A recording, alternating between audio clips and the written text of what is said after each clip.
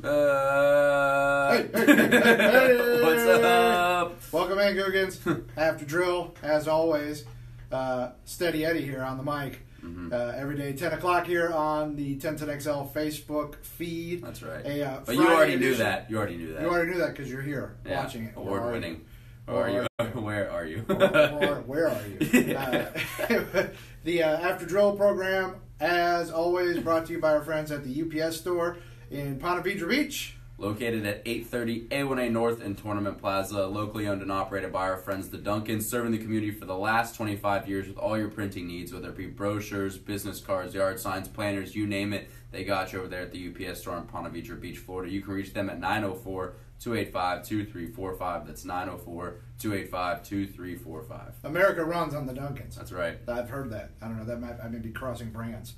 Hey, Dunkin' Donuts, send us a little check. Stroke a check. Or at least a cup of coffee. He's Drew. Yeah, Drew. Maybe you've heard of him. It's kind of a big deal. I'm sorry, that's Hacker's bit. My bad. Good time on the drill today. It was a bizarre day on the drill today. Prosser went, deep off the rage wagon. Oh dear. Directed. It's amazing how when your team is involved and things don't look good, how irrationally you can act. It's what makes us fans. Morning, George. What's up, George? It's amazing what we're all fans. I know we do radio and we do this incredibly popular show on Facebook. Incredibly popular. Sometimes we act dispassionately about the teams we cover, and that's a byproduct of working in this industry. It makes you a little, detached from wearing your heart on your sleeve when it comes to your team, but. You still have your teams. Everybody has their teams. Every person you watch on ESPN doing sports, they've all got their teams. Now, they do a very good job of being neutral, but everybody's got their teams. And, Jeff does not do a very good job of being neutral. He has his teams, and he lets you know exactly who they are. And it was incredible rage this morning. I didn't think 2 Summer League games could create such a rage about one player. But Jeff Prosser is all ready to throw Trae Young off a bridge. He is out of his mind with rage over Trae Young. Should have picked Luka. They had Luka. What'd you do? Here's the thing. Again, this is not my line. I don't want to claim it. I can't remember if it was Bomani Jones who said this or Bomani Jones who retweeted this. But somebody said the Atlanta Hawks have never been the team that knows something nobody else knows. Yeah, that's so true. So when Atlanta's like, we're trading back, and we're taking Trae Young, you're like, this is probably a bad move.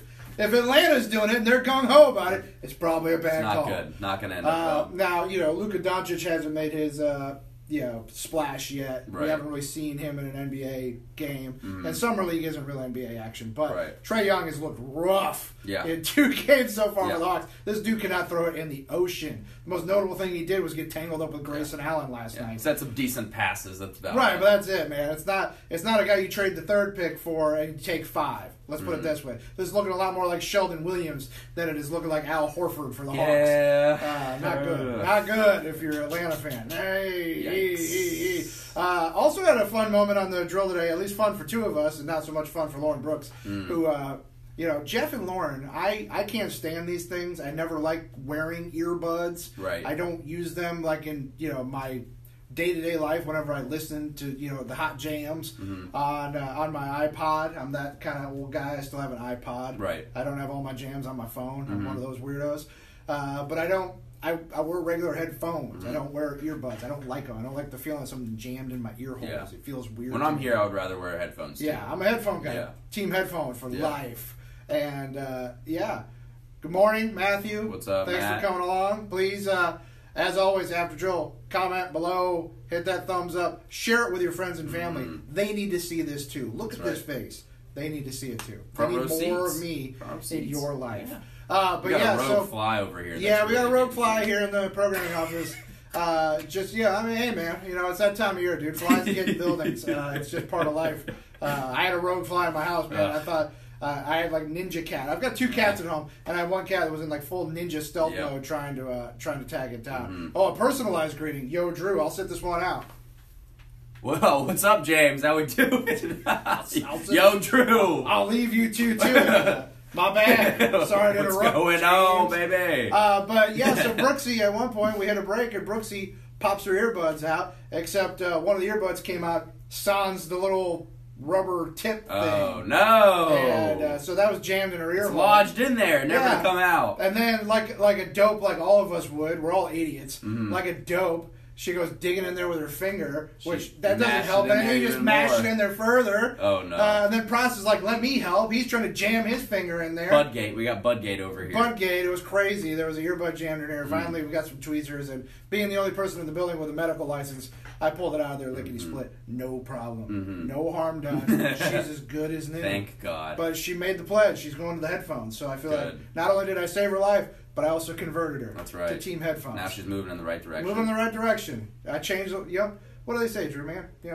If you can impact one life every day. That's right. It's a life well lived. And Wow. I impacted Lauren Brooks. So really what this means is at 10 a.m., the rest of the day is a freebie for me. You can do whatever you I want. It's like the purge. Yeah, I can go nuts, dude. Yeah. I affected one life positively today. I can do anything from here on out. So just look out, especially if you're in Clay County, because after my nap, all bets are You go home, Petite Filet needs a meal. Guess what, Petite? Not my problem today. Not my problem, dog. Already affected one life positively. Hey. I can't get greedy. Hey, Sorry. go crank that toaster oven up, kid. Figure it out, Petite. What do you want, some chicken nuggets? You know where to find them. Make it happen. Get industrious. Yeah. So we saved Brooksy's life today, so that was important. Right. And Jeff is ready to already give up. He's already calling Trae Young a bust. Two Summer League games in. Yep. So there's a lot going on today on a action-packed Friday on the drill. That wasn't even before we even got into actual sports, of which there's so much to get into. There's the World Cup quarterfinals. Of course. And also the World Cup quarterfinals. World Cup fever. Swede fever. We got Cup fever. I've got Swede fever. I'm on an incredible hot streak with the Swedes right now. I have watched 0 dribbles of World Cup soccer, and the Swedes haven't lost. So I feel like I'm not going to mess with the good thing. For the sake of the country. For the sake of the team, I'm going to do the thing I do. I'm going to do it for the boys. I was thinking, boy, I'm going to get up and watch Sweden tomorrow at 10. No, I'm not. No way. No, I'm going to take this one for the team. I'm going to sleep right through it, boys. Right. You know what to do. For Get the it people done. of Sweden. You're you welcome. take Harry Styles and the rest of those English boys, you kick them right in the nuts. That's right. And you get into those semifinals, Swedes for life. So I cannot watch you again. So I cannot watch you in the semifinals and get you into the final. We can do this, Sweden. We can do it together. And by together, I mean you can do it alone. Drew did not adopt the team of the World Cup. He's gone Switzerland, which ironically my Swedes also beat. That's right. He's remained neutral. He's Team USA for life. Team USA. I applaud sticking by your country even when they're not involved. Hey guys, give us your MVP and record for the Jags this year. That's a good question. Real sports question. A real on the sports after question. the drill. Man. MVP for the Jags this year, I think if the Jags are going to go the way they need to go, that, I feel like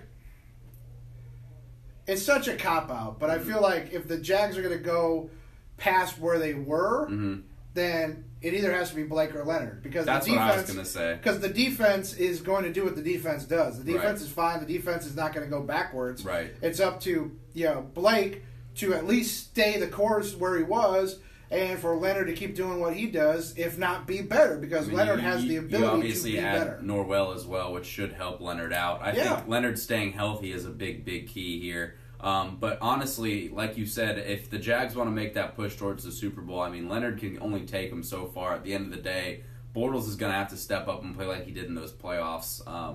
I think you know what? I'd say I'm gonna narrow it down. I'm gonna say Bortles. You say Blake? Bortles MVP. Okay, just to be different, I'll say Leonard. Yeah, Leonard. So, I think Leonard, and I'm not just saying this to be contrarian. I think Leonard's about to have a big ass year. I hope so. Like a big year. But I think we're in agreement that it would have to be Bortles or he Leonard. looks lean. He looks ready to go. He looked, now it's just interviews, but these interviews he's been doing at Wimbledon. Fournette's over in London right now. He went to Wimbledon. He's been talking to the media over there. He just feels loose. He just feels loose. He feels at ease. And again, it's just media. But he looked lean. He looked ready in minicamp. And he feels loose. He feels relaxed. And I feel like, obviously health is always an issue with Fournette. He's had his issues in the past. But if Fournette's healthy and he's as fit and relaxed as he appears, sure, that's a I mean, the Jags got to have that running game. I mean, they have to have it. It takes pressure off Bortles, makes Bortles be able to be the player that he can be. I mean, obviously you saw how he looked in minicamp. He's looked better. I mean, he talk about leaner. I mean, he's borderline almost too skinny right now. I think maybe. And as far as record goes, I'll go 10-6 again, maybe. I'm going to say, best case, everyone's healthy, 12-4. Best case. It's a tough opening schedule out of the chute. That schedule's just tough. It's a tough opening schedule out of the chute. You got some big games, but 12-4 if everybody stays healthy. You get lucky, you might go 13-3. You get a couple dings, you get knocked around a little bit. I think worst case is this is a 9-10 win team, and you still probably contend for, if not win, the division. Matthew asked, will Grayson Allen ever stop being a punk? I get the sentiment, but watching that play last night, I don't feel like that was a punk move on Allen's part. I don't think he was being a punk. He got tangled up, and I think if that was any other player not named Grayson Allen, it would be a completely forgettable moment. But because it was Grayson Allen, it became a thing because of his reputation. His reputation precedes himself, unfortunately. He does those. He's brought it on himself. He does those little things to get in players' head. Like, yeah, I think nothing he did last night was dirty in my mind. No, but I think he did make a calculated effort maybe to hold that arm. Grayson plays on the line. Which, guess what? I mean, you know what? When you're Grayson Allen and you already know you're under everybody's skin, that's how you play. Because I mean, look how Trae Young reacted. I mean, obviously he's flustered, he's pissed off. So I mean, look, that's part of his game. That's who he is as a basketball player. I don't really think he's a punk.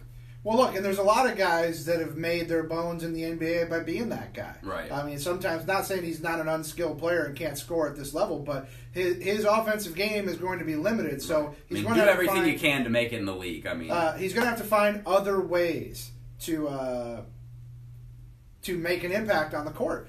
And if having a psychological advantage by getting in dudes' heads and getting them to react and get dudes in foul trouble is a way to do it, then you take advantage of that if you're Grayson Allen. I don't blame him. Yep. I agree. I don't know what kind of player he's going to end up being at the NBA. I know he can shoot, but I mean, he'll be a good we say that, player. but I mean, dudes come in the league and they can shoot. Dudes that can shoot have come in the league left and right. Jimmer Fredette can shoot out of the gym, man. Where's Jimmer Fredette right now? Right. I mean, being able to shoot is not enough. Allen's a little more athletic, and I think he's got the potential to have that 8 to 10 year career as a spot up shooter for a team. But I don't know if he'll ever be a guy who plays 27 minutes a night. No, I don't think so. I think he'll be a good role player. Yeah, I think he has a chance to have Kyle Korver's career, sure, something like that. I think he could be that guy, and that guy is very important, and especially in this NBA. Absolutely. If you can step out beyond that arc and hit it consistently, you'll have a home in the NBA for a long time. It seems like. Shifting gears, Drew, from the baseball world, at least the rumor mill turning is now it's looking like your Mets are going to sit tight, at least with their two big pitchers, DeGrom and Syndergaard. And now trying to say Matz and Wheeler are around the move. So and Wheeler's a guy your dad's been propping up as well. As if you're going to deal him, you could it'd be a good get for a contending team because it's a high ceiling move. He's a guy coming off. What did he have? Two? Did he have two? Did he have two Tommy Johns? Or has he just missed the better part of 2 years? He missed the better part of 2 years. From Tommy John. Yeah. And, so it's always a risk with Tommy John. Tell Drew he looks like Ricky Fowler with a hat on. Ricky Fowler's fiance is not bad looking. I'll take that as a compliment. That's a win for him. Ricky's a decent looking dude, and he's rich. Yeah. So you want to tell Drew he looks like a handsome rich guy. Yeah, all right. I appreciate He'll it. take it. Thanks, Tony. Can't get some of that Puma money, Rick. Stroke a check, Rick. What if we put Drew in the Puma getup and sent him down to the tour superstores and had him walk around and just sign some autographs? We had a similar situation here in the office yesterday. I wish I had a photo. Office manager Michelle, who refuses to appear on camera or have her voice heard on the radio, she got dilated by her eye doctor. She was wearing these like Oakley wraparound glasses. She looked with her, and she's a blonde haired lady, and she looked like Annika Sorenstam walking around the office. And I begged her to put on like a visor and pull her hair back in a pony and walk around and go full Sorenstam. She just wouldn't do it, which is it's rude. It's just rude. If you ask me. Play for the people. I mean, come on. We talked about this yesterday on the drill, and we didn't really get into it today, which I guess is sort of a microcosm of the issue at hand. It's Daytona weekend again, Drew. Okay. The Coke Zero Sugar 400 is tomorrow night. All right. Unbeknownst to anyone. Yeah. It's just descended on us out of the blue. But we talked about this, that it's so bizarre that it's not talked about. And Jeff was talking about this yesterday on the drill that, NASCAR's whole promotional angle for this race has been Dale Earnhardt Jr. is in the booth. Oh! And what a bizarre sell for a sport that your biggest marketing angle for what should be a banner marquee race is that one of your recently retired megastars is now broadcasting the race. Woo. Is there nobody worth a damn behind the wheel of a car it would that be you like, have to tell people about a has-been who's in the booth, who, by the way, never really did much when he was a driver? It'd be like the NFL saying for like maybe like an AFC title or a Super Bowl being like, well, guess what? Tony Romo's in the booth. Tune in to catch Troy Aikman and tell you what he thinks about the Rams and Seahawks. Don't care. Nobody cares. Nobody tunes in for the broadcaster. And if that's Casey? If that's your pitch, Casey, how are you? If that's your pitch, man, then you are dying on the vine. Kind of shows you where the sport's at, right? And I had this argument on the text line with a Guggen who was arguing. He's a NASCAR fan, and he was arguing that if you look at the raw TV ratings numbers, that they're really on par with with the PGA Tour. And I guess raw data, that's fine, man, but don't try to sell me that golf and NASCAR are on the same level. No, it's not even close. General popular sport awareness. Golf is also a nationwide thing. NASCAR is. There's golf. You can't tell me NASCAR is a nationwide fan. And golf is still on networks every week. Networks are competing to air golf tournaments on their programming. Yeah. NASCAR has, in essence, died as far as a network sport. It is a cable sport now. Now the periodic race will be on the networks on the weekend, but it is not what it was, and it is not on the same level as the I don't PGA. think it's trending upward. It's not trending upward. They're in an identity crisis right now, man. They have alienated their core and find themselves at a crossroads of I feel like they need to embrace being a niche sport again. I think that's how you stay alive. Stop trying to over corporatize it and try to be the NFL. It didn't work. It's not going to happen. You lost those casual fans; they're gone. They're not coming back. You need to re-embrace your core, and your core is Southern, and Mid-Atlantic viewers. Those are your people, and those people are turned off when every driver is a milquetoast corporate spokesperson like Jimmy Johnson. That doesn't do anything for anybody as far as your base. You need to embrace your base. But we'll see, man. We'll see. What is this? 19-0. 19-0. What's it say? Kasanka? Zonka crying. That's William. William predicts the Jaguars go 19-0 this year, run through to the Super Bowl title, and Larry Zonka and the 72 Dolphins cry as their record goes up. Okay. By the way, I'm all for it. Godspeed. That'd be great. I'd be awesome. Thrilled at a 19-0 campaign. Although I'd have to push back my winter vacation plans, but I'll do it. For a Jaguar Super Bowl. That's my pledge. An undefeated run to the Super Bowl. An undefeated Jaguar Super Bowl. I will push my Chicago vacation into mid-February. Now, I'll say this, too, about the Jags and last year and everything. Now, granted, look, I would do anything for a Super Bowl. It'd be the greatest thing I would do anything for love. But I won't do that. And that's fair. But how magical would of actually winning a Super Bowl have been last year, just off of where that season started? And it was kind of a joke. It was a joke all year, almost like the Jags are going to the Super Bowl. We're going to win the Super Bowl because we were actually winning football games for the first time in God knows how long. Next thing you know, you're 4 minutes away, and you can't replicate that. No, what you had last year. The surprise element, the unexpected, the just magical, honestly. Playing above expectations. That was going to Pittsburgh and winning that game was one of the great surprises of my young life. That's something you can't replicate because now people are aware. You've put the league on notice, and now people are aware how good this defense is. Now people are aware of what Blake Bortles is capable of when things are going right. People know what Leonard Fournette can do. You're not going to surprise anyone. Exactly. So now, if the Jaguars go 11-5 and win the division, the rest of the league is going to go, okay, that's about what we thought. So that's for sure. Matthew, you too, buddy. Be safe out there. Have a good weekend. That's the big thing. That last year was a fairy tale, and it got as far as it did, and we wished it could have gone a little bit further, but it's hard to compete with the GOAT and the refs and everybody else. Wink. We'll see what happens this year, but I think it's going to be a big year for the Jags. Let's hope so. Health permitted. Right. That's the one thing that you have to keep going back to with the Jags last year is they had a magical year, and it was helped so much by the fact that they were as healthy as I've ever seen an NFL team. Who's the one guy on that team that you can't lose? Who would you say it would be? That would just, in your mind, really potentially derail the season. That's a good question. I think only because everywhere else you have, well, obviously Blake.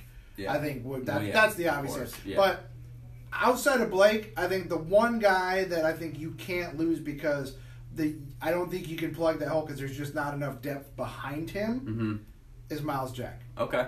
Yeah. I feel like that linebacking core is the one spot where Puzzes aren't just retired. Things look a little on the thin side. Yeah. Where you've got good dudes, but it's a little thin as far as where you can fill in spots. And I think if Miles Jack goes out, things are less than great at that spot. I'm not saying the defense couldn't pick up the slack and make it work, but if Miles Jack goes out with an injury, at some point, teams that's going to hurt. They would feast on that. Right, because suddenly, everybody's going to focus on that linebacking core and finding a way to feast on that spot in the defense. And hopefully that doesn't happen. Right. We've been very fortunate. Yeah, please.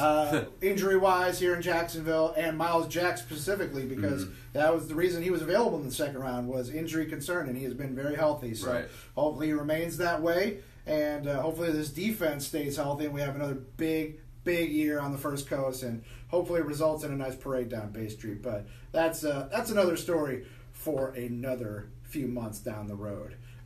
We're gonna wrap it up. We're gonna head into the weekend because it's Friday for us too, guys. We gotta get ready. We will hope you have a good weekend. Enjoy the World Cup if you're into that. Enjoy the NASCAR if you're into that. Enjoy middle of the season ho-hum regular baseball if you're into that, which is what I'll be watching. Indeed. Go Cubs, go!